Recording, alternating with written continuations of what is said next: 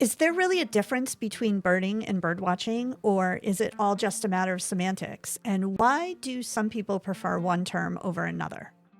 Did you know that winter is one of the best times to spot raptors? And some of these fierce predators have surprising strategies to survive the cold. Let's dive into the secret lives of our winter raptors, hawks, falcons, owls, eagles, and more. What do beaver dams have to do with climate change, flood control, and biodiversity hotspots? It turns out these busy rodents are some of nature's most powerful ecosystem engineers, and they're changing our world one stick at a time. From surprising raptor survival tactics to rodent engineers, there's a lot to explore. So let's jump into this week's episode of Nature Notes with Hike Hearth.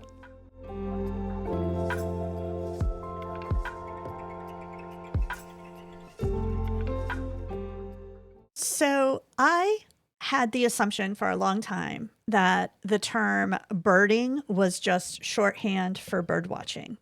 And I would use those terms kind of interchangeably until one day recently, Dustin, where I was working on some content for Hike and Hearth, and you corrected me and asked me to use the term bird watching in a specific instance of some of the content I was working on. And so what I thought we could cover as this week's question of the week is, what is the difference between bird watching and birding? Because I get the impression from you that they're not exactly the same thing. I agree, but I'll ask you to clarify. Did I ask you to use bird watching or did I insist you use birding? I believe I was using the term bird watching and you asked me to change it to birding. So I will say bird watching and birding overlap quite a bit, but they're not one and the same. My first piece of advice is to think of birding as bird watching evolved into a more encompassing activity. So first off, bird watching typically entails observing birds in their natural habitat, but it's usually pretty casual and recreational. You can do it anywhere, no matter, if you're driving, whatever, but it's not typically your primary purpose when you're bird watching. Bird watchers will use binoculars, field guides, a lot of the same tools and apps that birders will do. And bird watching is certainly accessible to everyone, but accessibility is one of the key points to lean toward the term birding instead of bird watching. So let's talk about what birding is that separates it from bird watching. And first off, I would say that birding is when you're doing it more as your primary purpose. You went looking for a specific bird or looking for birds generally, but that is your purpose and often involves traveling to a place to do it, whether it's walking off your property, going hiking, going for a drive, going to Costa Rica for an ecotourism trip. When your primary purpose is looking for birds, that's definitely birding. And also it's multi-sensory. So bird watching, without us realizing it, focuses the activity on watching and happens to be birds. But birders, when they go out birding, they're not just watching. They're listening, they're studying, they're thinking about the species and the habitat and the behaviors. And it's a much more immersive experience thinking about all of those things.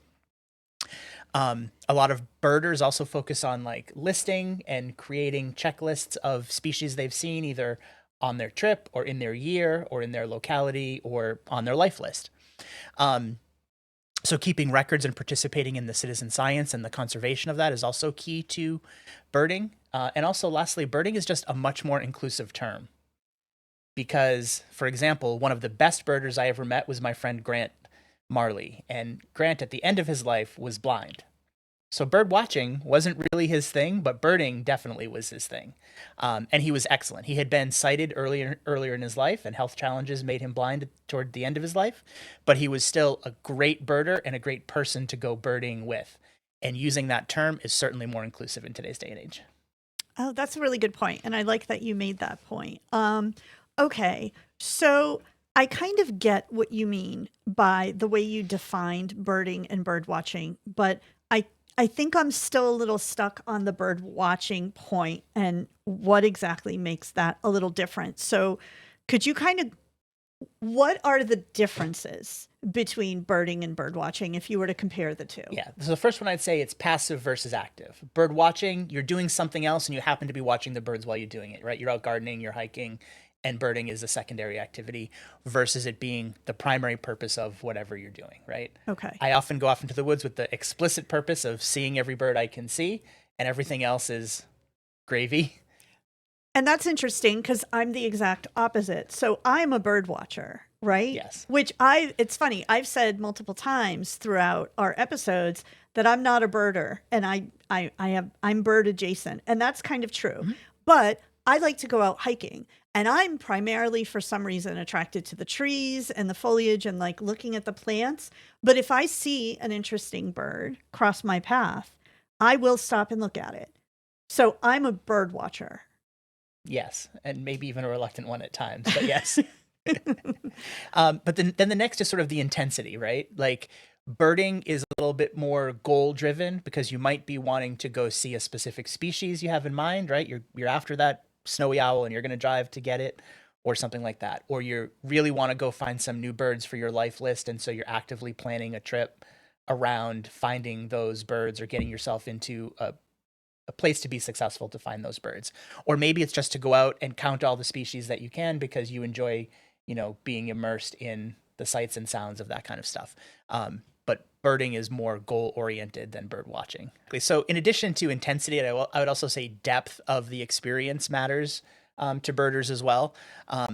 Often they're studying more than just the birds. There's the behavior, the habitat, the circumstances that occur, and then often connecting that to the weather, climate change, habitat conservation, all those deeper level things are something birders are more into. And the tools that they use are usually more involved as well, right? A bird watcher probably is just looking through the window or maybe using binoculars and an app or a book, full stop. And then birders are when they've gotten to the more serious level and they might be using a spotting scope, a long telephoto lens, that kind of thing. Would you say that like birding is like the more intensive and scientific version of bird watching? Because it seems to me as you're talking, bird watching is just more casual. You're out there in the woods or on the coast or wherever, just trying to experience nature in general. And if you come across a bird, you're going to have that experience too. Whereas a birder is a more scientific study. You're documenting things like you're using more sophisticated equipment to gather data on what's out there. Certainly for understanding, I would think some people are more about the personal observation and just being immersed in watching what's going on, not necessarily the scientific part of it, but absolutely. If you're into it for the science, it's birding. That's interesting because to me as a scientist, observation, whether you realize it or not, is a scientific study. Yeah, it's true. But if you're not wanting to document it and spread it to others, to me, there's not the pushing forward of the science of it. It's really just learning versus science. Okay. All right. So that was our tangent for this episode. So we covered the differences between the two. Where is the common ground between birders and bird watchers? Like what areas, where is their overlap? Well, the biggest thing is joy, right? No matter what level of the activity that you're doing it, bird watchers are experiencing the same kind of joy that birders do, particularly in those moments where something unexpected shows up, right? Maybe it's simple as a cardinal showing up on your feeder that you haven't seen a cardinal before or something. That's great, right? Or maybe it's a Cooper's hawk diving at the bird under the feeder or something like that. That's rewarding, even if it was unplanned and unsought for, right? Either side has it equally. But often bird watchers start to evolve into birders and they start to get more immersed into it. Both share a love for nature and usually conservation, those sorts of things. And both can take that love and passion forward and use it to motivate them into conservation efforts, whether it's, local land acquisition and conservation, maybe it's trail maintenance, maybe it's nest box support and monitoring, those sorts of things. Okay. All right. And then lastly, I would just say, like, when in doubt, use birding. Birding is a more serious, more inclusive term. So if you're ever not sure, always default to birding. Got it. Okay. That makes sense. So you consider yourself a birder? Yes. I probably made that transition 10 or 12 years ago. And I'd ask our our listeners or watchers, like, what do you consider yourself, a bird watcher or a birder? And has this conversation maybe changed that analysis of yourself? Yeah, and I would also say if you're going to respond in the comments to this video, letting us know if you're a birder or a bird watcher, what I love to hear is the stories of how people got into bird watching or birding. So if you go to our website, hikeandhearth.com, and click on our About page, Dustin has his story posted right there of how he got into this as a passion and a hobby. And it was accidental, right? It wasn't like you were looking for a hobby and just decided, oh, bird watching sounds like the right approach. It just, you stumbled on it. Yeah, I mean, bird watching casually was instilled in me maybe by my grandparents who were into having a feeder station outside their big picture window, but they would feed birds and kind of watch them over coffee and stuff like that. When we moved to this lake, it took a couple years for me to start to realize the pattern of the seasons and the migrating waterfowl. And then the first time a rose-breasted grosbeak showed up on the feeder, and I knew, oh, that's a bird I haven't seen before. I want to make sure I record it and the date so that I understand like that I've seen it before. That was the moment where that sort of spark bird and the interest in the diving ducks, which I hadn't noticed before, got me interested in like what they're diving for and why are they only here in March and October and those sorts of things. And that's where I made the leap. And to close it out, one more thing, you used the term spark bird. So if we have any beginner birders watching right now, can you define that term and tell us what your spark bird was? Sure. This is a hard question for me because I don't have a definitive spark bird, but a spark bird is the bird that sort of trips your instinct to want to learn more about birds and get you into the bird world. So for some people, it might be a unique bird showing up at the feeder. It might be a bald eagle that landed on your porch railing and stunned you or something like that. Who knows, right? Everybody has their own gateway into birding, and often it was a specific bird or a specific experience with a bird that really got you interested and sparked your love of learning about birds.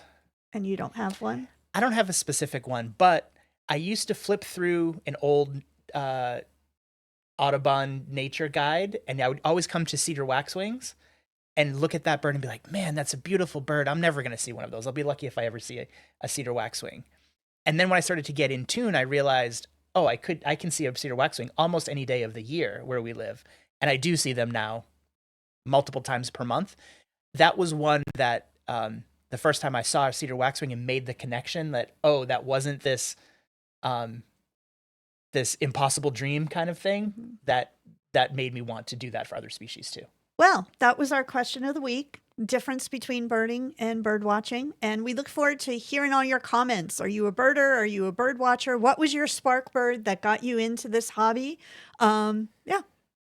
Thanks for answering that question, Dustin.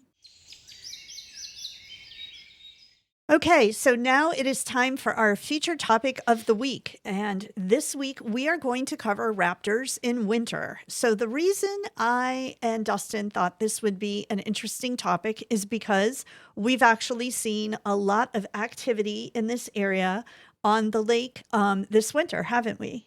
We sure have, and not just us. My neighbors sent me a picture the other day of a hawk that had landed on their fence with an interesting morsel of food. Oh no.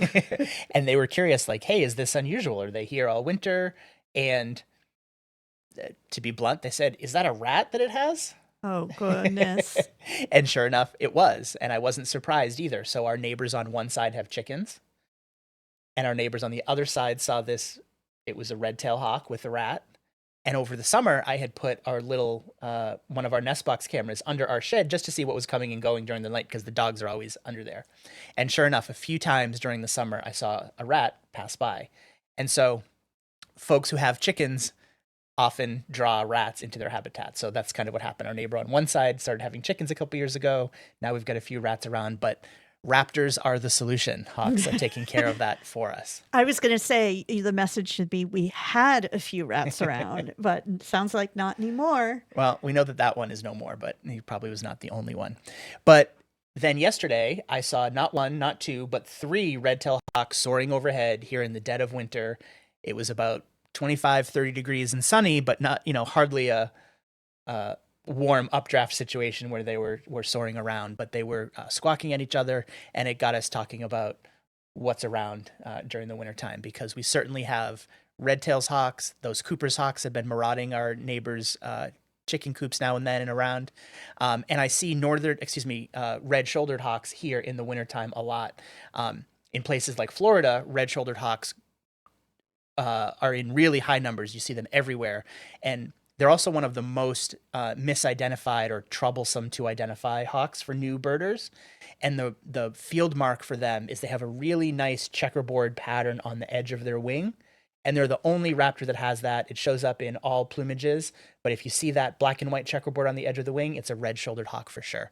And I see them here in Massachusetts a lot more in the wintertime than I do at other times of the year because of the way that they migrate. We're kind of on the northern edge of their range. So you've talked about a couple of hawk species that you see common to New England in the wintertime. So what other common raptors do you see in New England? And could we also cover like the northern North American states in winter? Or most of what I say applies equally to at least the New England through Midwest, if not all the way to the western coast, unless I say otherwise. So you mentioned some of the hawks. What else do we see? So falcons often go underreported because most folks don't know the difference between a hawk and a falcon. But in the wintertime, peregrine falcons are here, and they're here looking for easier food sources. And one of the easiest food sources for peregrine falcons is a rock dove or a pigeon that you might see on the power lines. They also are notorious for marauding the large flocks of starlings. So people love to see a starling murmuration, right? You know what that is? Yes. And usually if there's a big starling murmuration, if you look closely, you can often see a predator on the edge that's driving that formation. And the starlings are swirling about, essentially using the law of large numbers to protect themselves and to confuse that raptor. Or if the raptor does get something, it's one of 1,000 and the rest of them are hiding inside the flock. So murmurations are really fun to watch, but take it to the next level and look for the predator that's around the edges of that murmuration. And oftentimes you'll find a peregrine falcon, especially in the wintertime. And here's a fun fact. That happens to be the fastest animal in the world. They dive at up to 200 miles an hour. It's true. And they're not the only falcons that are around in the wintertime for us. Merlins mostly fly south for the winter, but I see merlins in the winter now and then on the edge of our lake because the habitat actually gets transformed. Merlins they're kind of listed as a forest bird, but they love edges and forest that's not thick, that's kind of got plenty of open space. So when our lake is frozen in the wintertime, it's like a big field. And we just converted 100 acres of water that's not great for hunting for them into 100 acres and, 2.5 miles of edge habitat. And so now they're on the edges. They primarily eat smaller birds, but they like that edge habitat. So seeing them in the wintertime on the edge of the lake is really fun. And then lastly, we also have American kestrels, which also typically migrate, but they will stay around to protect a really valuable nest site or a nest cavity, or they'll migrate early, like now around February, in order to come back and start defending that nest cavity way before their nesting time. So we did an episode on owls, but I'm wondering, as you're talking about falcons, about owls, do they migrate or do they stay around here? Well, there's a number of different owls to talk about, but we have resident owls in the great horned owl, the barred owl, and then we have migrating owls present for snowy owls, northern saw-whet owls, and across the Midwest, especially this year, it's an eruption year. That's eruption with an I at the beginning, meaning last year was a good breeding season for the great gray owls and the boreal owls up in Canada in the boreal forests. But it was such a successful season, the vole population is lower, so they start to come down. And so it's an eruption year with tons of great gray owls in northern Minnesota this year, boreal owls, northern hawk owls. And then your question was about migrating. The ones I most am interested in here in New England is the northern saw-whet owl, which I've yet to find on my own, so I'm still looking for that one. All right. And then I know of one other bird that it doesn't matter what time of year we see it, everybody gets excited to see it. And it's a very special bird for the U.S. But what is that bird? I actually haven't seen one this winter, but I know we see them around in the winter for sure. Are you thinking America? I am thinking America. So the bald eagle, folks, think of bald eagles as being a around water, and they certainly are. And in the wintertime when the water freezes, it puts on some extra demand for them for eating. So we think of them as being tough hunters and diving down and grabbing a fish. They kind of suck at fishing, believe it or not. They're really good at picking up a dead fish out of the water, and they're good at finding a dead fish on the shoreline. And so in the wintertime, especially when you've got water that's partially frozen, you've got some fish that might have died over the winter. So as the ice recedes, they'll be there picking fish out of the ice. Couple years back, we had a deer that had been taken down by some coyotes on the ice. And so we had bald eagles around for days while they were cleaning up that carcass. So it's a great time of year to see bald eagles. And this is true for owls as well. They're already in their early nesting phases. So owls have already started to slow down calling, and they might have already paired up. They might already be in egg laying mode.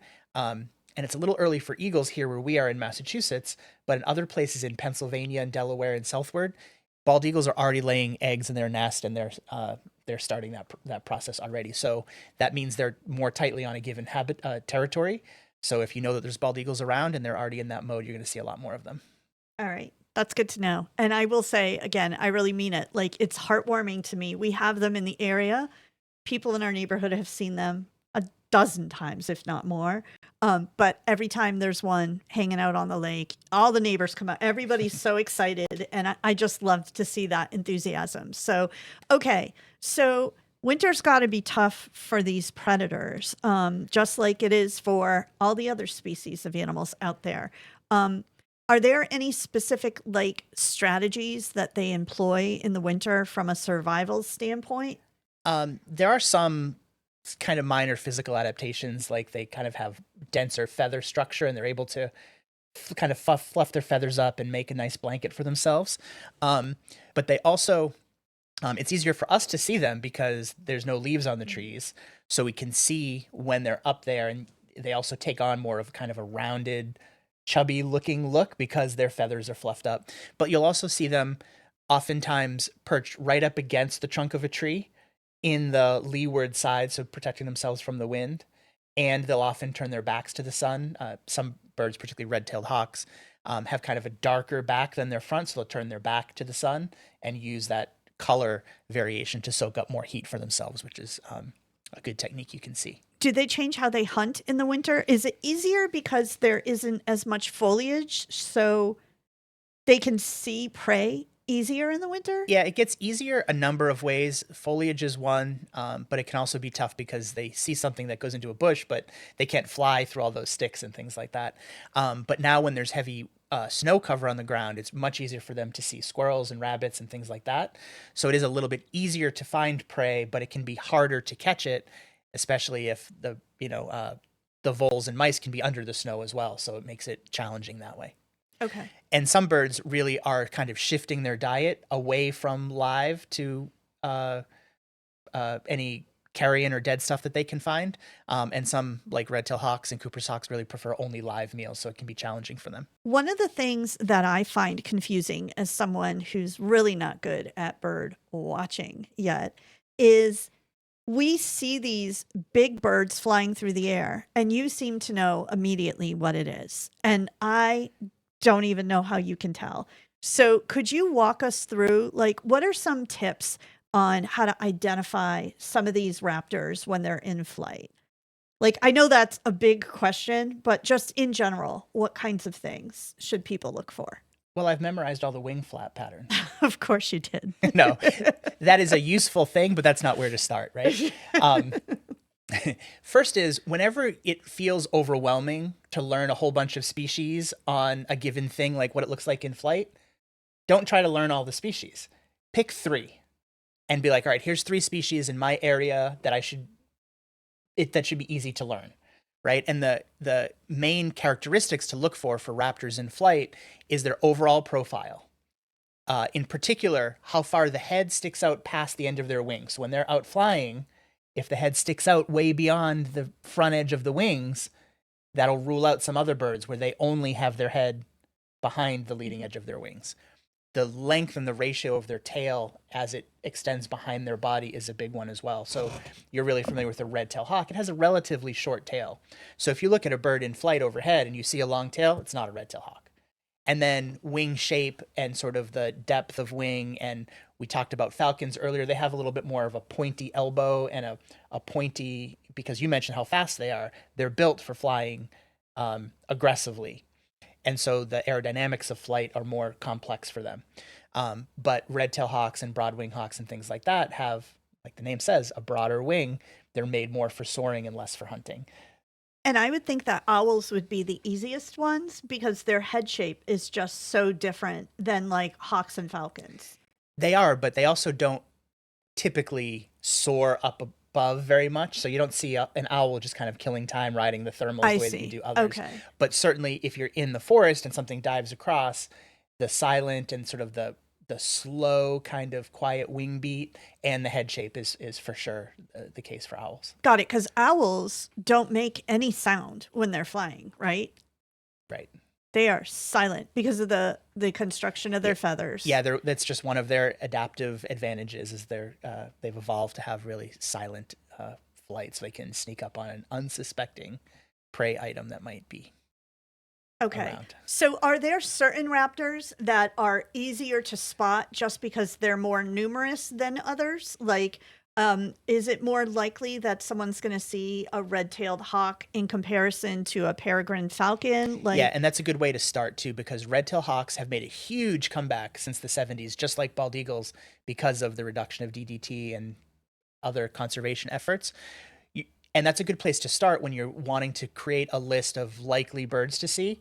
All across North America, red-tailed hawks have also made great use of our interstate highway system because it creates a danger for them, but it also creates opportunities for roadkill and squirrels that are crossing. And the median strip is a great long thousands of mile long field for them.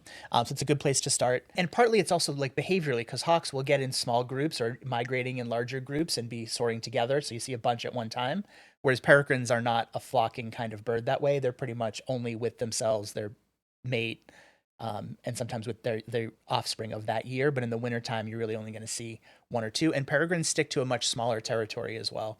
So, for example, here, there's a local university that has peregrines nesting on the roof, have for years and years. One of them passed away a few years ago and it found a new mate and they're continuing.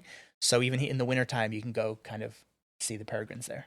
what if you want to see a bald eagle? Like, where's the best? Are there specific locations in general that are better for increasing your odds to see one? Yeah, rivers and the coast. In our part of eastern Massachusetts, the Merrimack River has eagle populations up and down the length, particularly the parts of the river that are not frozen this time of year, and where the Merrimack River meets the ocean up in Newburyport and Deer Island and those places. They're really there's in fact I think a festival called Eagle Fest that they do up there in February, and I haven't gone, but someday. Okay. All right. So I had mentioned to you when we were just talking about raptors in flight, that you can't hear owls because of their feather construction. So are there any other like fascinating or interesting adaptations of raptors that are like just beyond hunting that are interesting for the audience to know about? Yeah, I mean, speaking of sound, owls have advantages in two directions because they are silent, but they can hear exceptionally well. And they have a few adaptations that allow superior hearing. One is they've got those large facial discs, and those they work like a little, like a parabolic microphone, like you might see on the sideline of a football game, because the sound comes in and bounces off their feathers to a focal point. And that focal point is their ears. And you might think a great horned owl has ears up here because they're called horns or whatever, but their ears are not there. And their ears are not even symmetrical. They're near their eyes, but they're offset, where one is above their eye and one is below.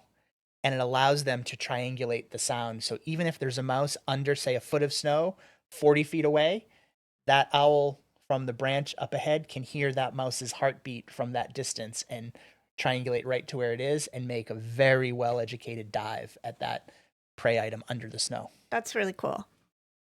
That's really cool. All right. So I don't really have any other questions, but is there anything before we close out our feature topic for this week that you want to drop in there for additional information on raptors in winter? I'd just say it can be a little bit easier to find something in a territory in the wintertime as well. So like when I go for a walk around the lake, I'm also looking at the snow for like wing imprints because you can often see where an owl dove to the snow and whether it came up with a prey item or not because it leaves a little snow angel wing print, which is really fun. Oh, that's cute. Yeah.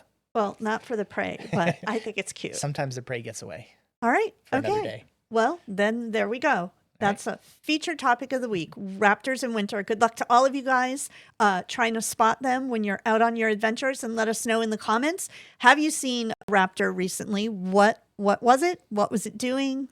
Give us the story. We'd love hearing about all of that, right? Okay, so it is now time for our new segment that we're bringing to Hike and Hearth called Nature Curiosities. This is going to be where we share some of the coolest and weirdest stuff about nature.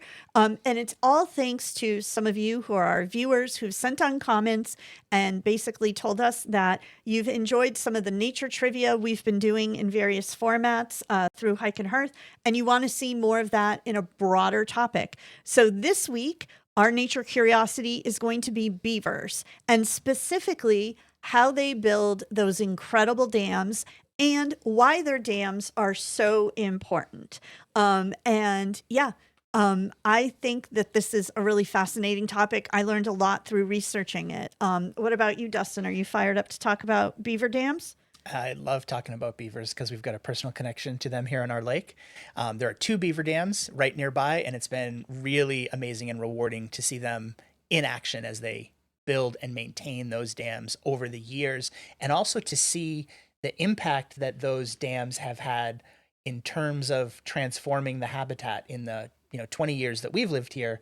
I've actually seen it pendulum from deeper water with kind of fresh young dead trees to snags that have fallen over, and now it's shallower water with less growth in there. So being able to see that personally over time has been rewarding and unexpected. Yeah, I love them too. And I'll say my favorite time of year sometimes is early spring. As soon as the ice melts, we see them all over, swimming all over the lake, checking out like what wood didn't make it through the winter on the shoreline. And I just love it when I see them. So, okay, so to kick things off, I'm going to start with some basics that we've not only observed by living on a small lake that includes beavers, but also some of the research that we did to prepare for this topic for you guys this week. So starting with site selection, one of the things that I wanted to learn when we decided to take on this topic was how do the beavers that live on our lake figure out where they want to build their dams? Is there anything specific in mind when they pick those locations?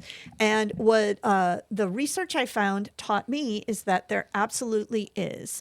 So the first thing that beavers prioritize when it comes to site selection is the right water flow and depth for their dam.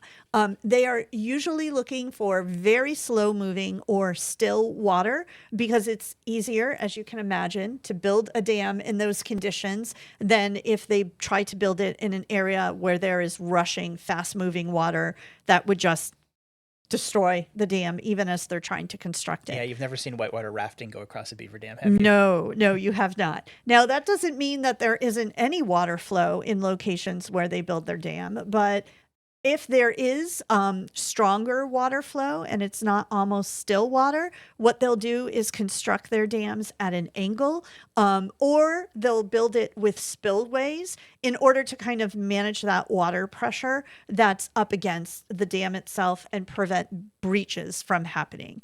The next thing when it comes to water that they're looking for is they want it to be at least 2 to 3 feet in depth. They don't want really, really shallow water. They also don't want really, really deep water.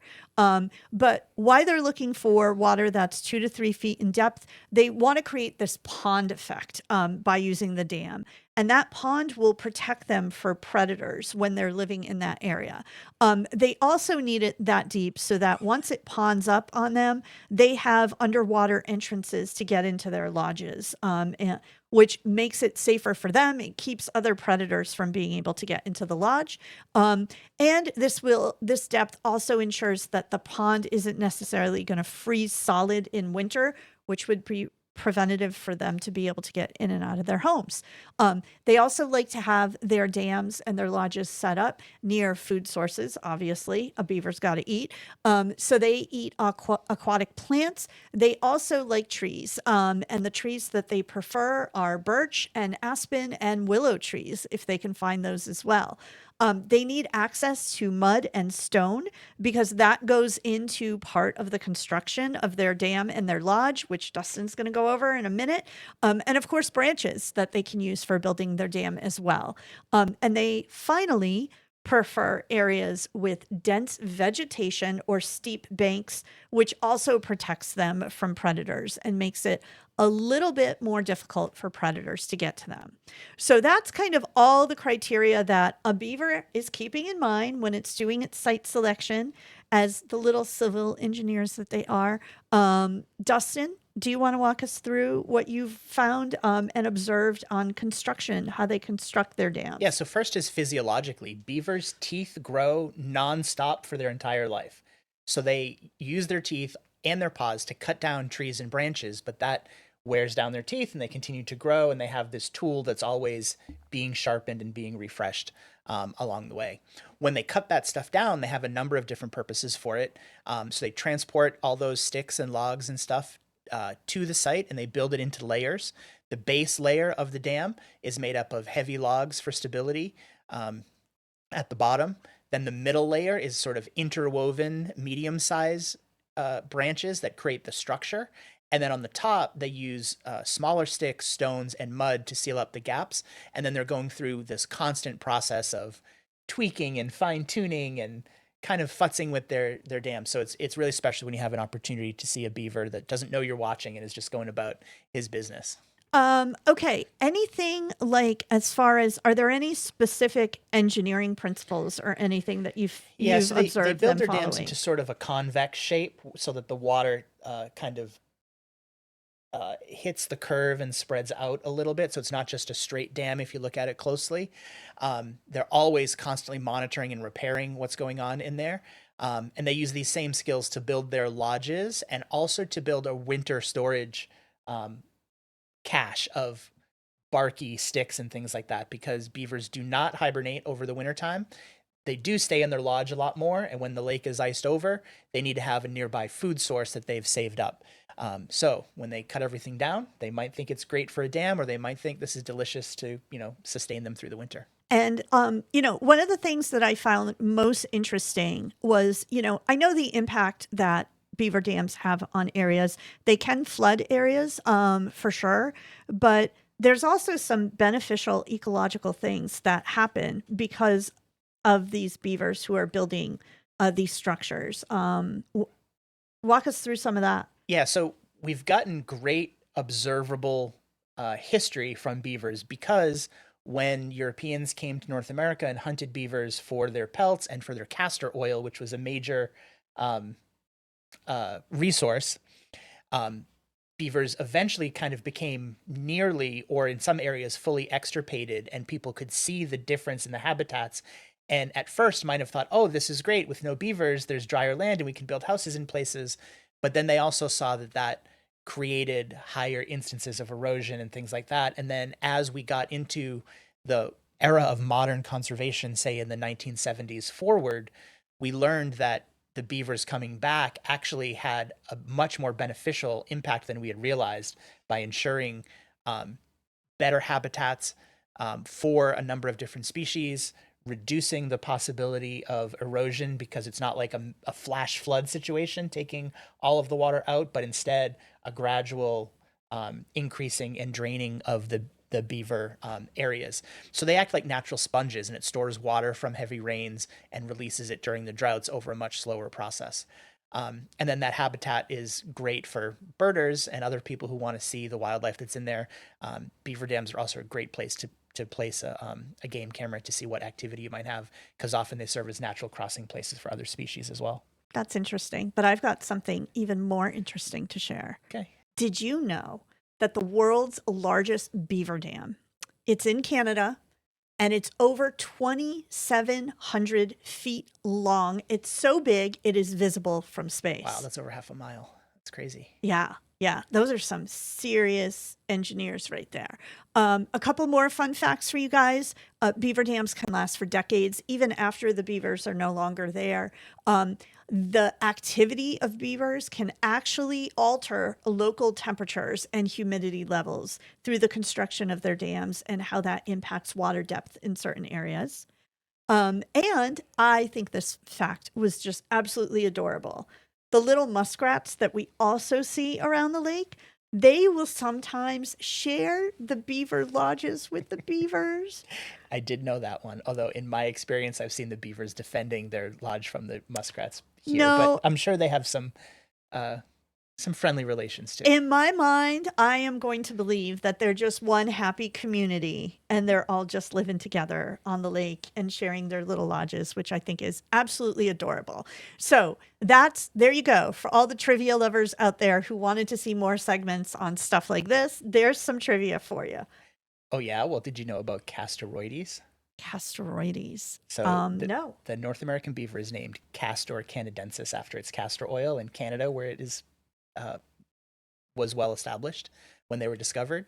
But Castoroides was the world's largest rodent in history. Okay. And it was a beaver. It was a giant beaver up to 200 pounds that roamed North America recently, up to about 10 or 12,000 years ago. So while the first people were here. That is crazy. Can you guys imagine like a rodent the size of a bear walking around? Like, I don't have a problem with rodents, but I don't know that I want that either.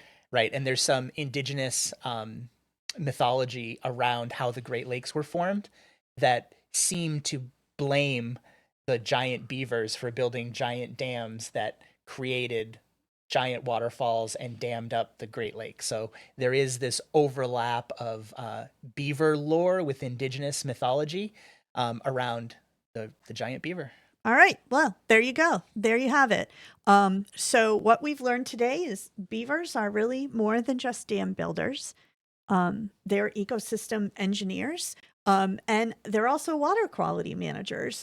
That's actually one thing I forgot to mention is because the beaver dams slow down the flow of water a little bit, it allows sediment in the water to have the time to be able to settle so that the water flowing downstream from a beaver dam is generally cleaner than if that beaver dam was not there to provide that service. That's right. It's a filter. Once again, another great reminder about how interconnected nature is and how we can be more in tune with it if we just pay closer attention. Absolutely.